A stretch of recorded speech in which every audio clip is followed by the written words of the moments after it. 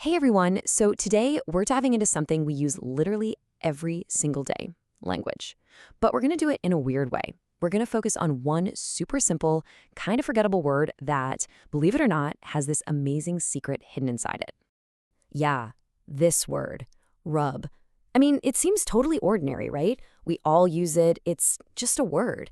But what if it's actually not ordinary at all? Because what if this word is part of like an exclusive club, a secret list that opens up this whole wild story about communication and the dream of a language for everyone? Pretty intriguing, right? Well, it gets better. All right, so let's start digging. The first thing you do, right? You look it up. We're going to peel back the layers on this word and just see what's hiding in there.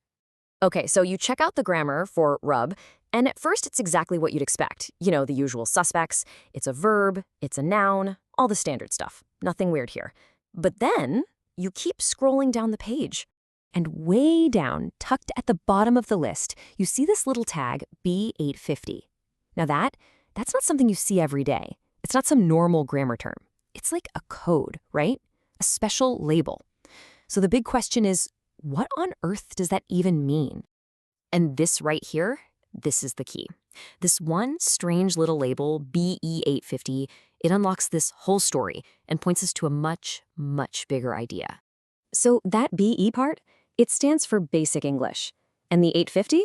Well, you guessed it. That's the number. BE850, it's the name of a very, very special list of words.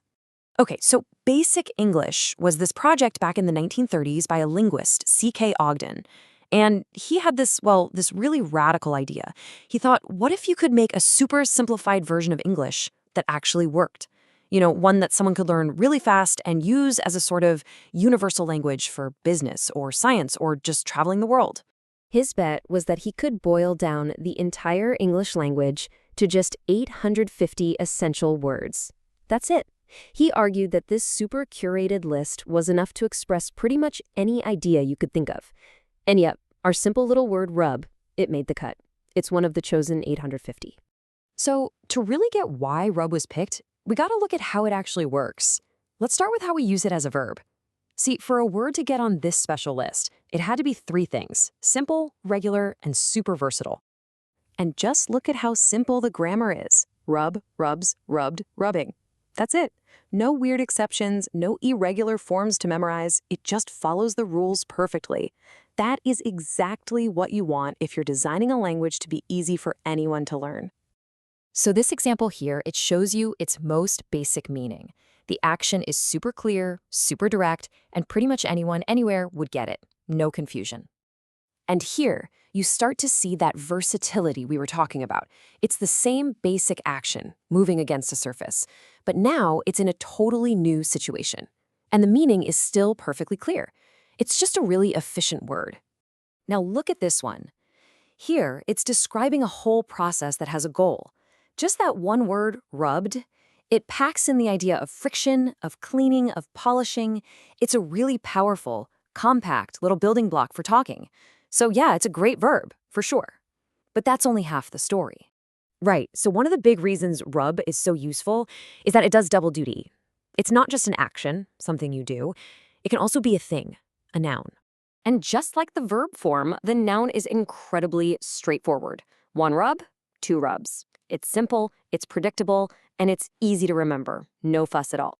In this case, rub isn't the action itself, but it's the name of that action. You know, a shoulder rub. It's totally intuitive. It flows right from what the verb means.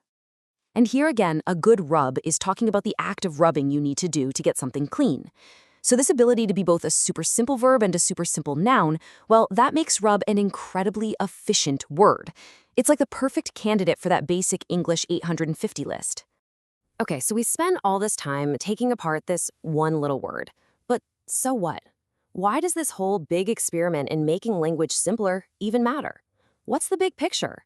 Well, the goal of Basic English was actually pretty huge. The whole point was to untangle the messiness of language, to, build a bridge between people. By making a smaller, simpler set of tools, the idea was it would be way easier for people to learn, and it would force speakers to be super clear about what they mean. And hopefully, that would help connect different cultures. And this is a really important point. Ogden never wanted Basic English to replace the beautiful, complex, messy thing that is full English. Not at all. It was meant to be an extra tool, like a starter kit for a global conversation. And you can see that idea echoing today in all sorts of places, like the plain language rules for government documents, or how people design software to be intuitive. It's just a great reminder that sometimes the simplest tools are actually the most powerful. Which kind of leaves us with this big, fascinating question to think about.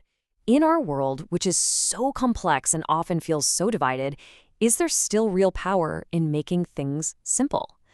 I think the journey of this one little word, rub, from just a random tag in a dictionary all the way to a spot on this special list, it suggests that maybe the strongest connections we can build start with the simplest little blocks. Something to think about. Thanks for joining me.